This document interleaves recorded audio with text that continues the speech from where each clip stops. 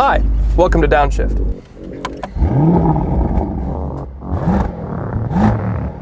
My name is Matt.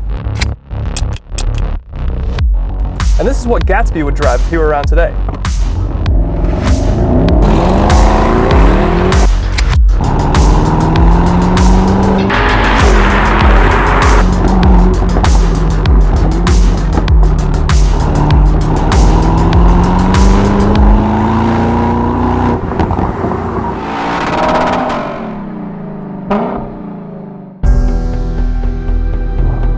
The SL, the embodiment of Mercedes heritage. In more recent years, though, it's lacked a little luster. However, all that has changed with this new generation. So thanks to Mercedes-Benz of Milwaukee for letting me have a go in their new SL63 AMG. And here's the recipe for the new one.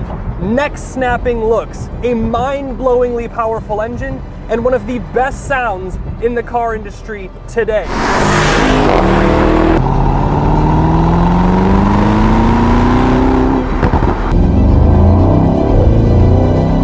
But if you need a little more details as to what's going on here, under the hood you have the 4-liter bi-turbo V8 making 577 horsepower and 590 pound-feet of torque. All that power goes through the snappy AMG 9-speed I love so much and makes its way to all 4 wheels as standard.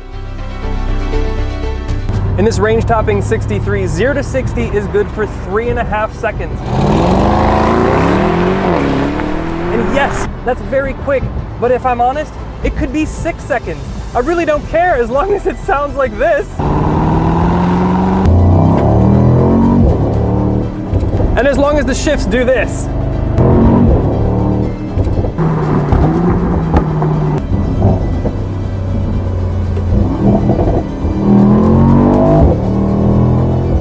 This L actually only comes as a V8 AMG, so drama and performance come as standard. But that also means the 55 trim starts at $140,000, while this full 63 tune starts at $160,000. But here's the thing. Yes, even though it only comes as an AMG, to me it feels more like a GT car than a full pedigree sports cabriolet. Yes, it's quick, and the transmission is sharp, and yes, the chassis and suspension keep it composed, and yes, it has 4-wheel steering, and yet, it's just not got quite the same personality of a sports car. It has the personality that more befits the GT family. And it's 5 inches longer than it was last generation, which means added weight and added size, and again, inherently that leans it more towards the GT side. However, don't for 1 second think that this means it's any less of a good car. I mean, my favorite car on sale today is a GT car, and after driving this, I may have to rethink that top spot.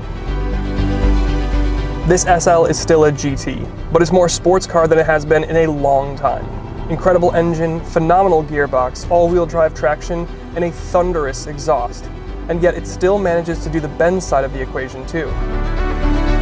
Dialed back, the suspension softens off, the steering lightens up, the engine relaxes a bit, and even with the roof off, you have a shockingly civilized ride. I'm very impressed with the new SL so far, but with that, let's step outside so we can appreciate the looks of this thing.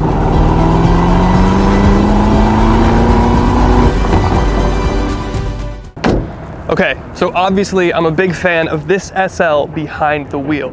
But this is also one of those cars that you buy and you just, every time you walk away from it, you can't help but look back like 3 or 4 times. I mean, look at it! It still subscribes to the classic SL recipe, long hood with a roof that comes off. However, this guy now comes as a 2+2, so it more directly competes with things like 911s. But around the body, you can see evidence that it's thoroughly more modern Mercedes. Pan-Americana grille, new lower fascia we can see in the new C63 as well, power dome hood, front fender faux vent, of course, 20-inch wheels wrapped in Michelin Pilot Sport 4S tires, an excellent tire for something like this. And just like all Audi convertibles get a silver A-pillar, each SL gets a black windshield surround. Retractable door handles, of course, and then the rear quarter smoothly curves into the rear fascia. The taillights are an identical shape to the headlights but flipped upside down.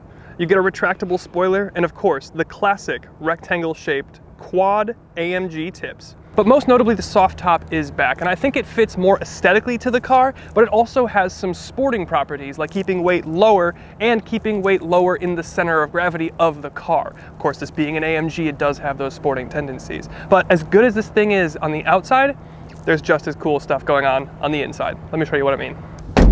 So, while the behind the wheel experience can be very AMG, the interior is pinnacle Mercedes.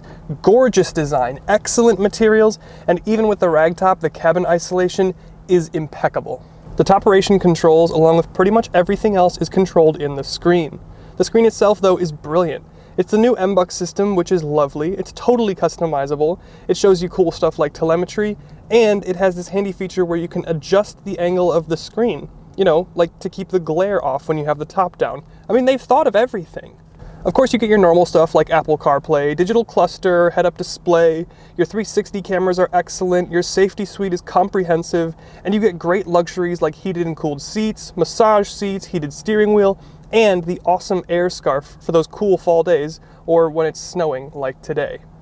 But one of my favorite things is the AMG steering wheel. It's got customizable buttons for your drive modes and individual features.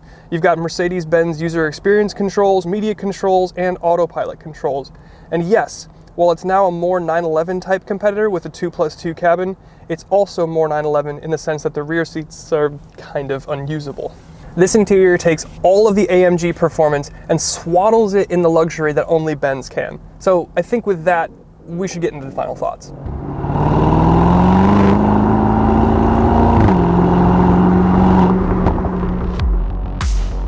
So the new SL63 AMG. It's a lot of money, but there's a lot of performance there. The drama's there, the theater is there, and the personality and character is there.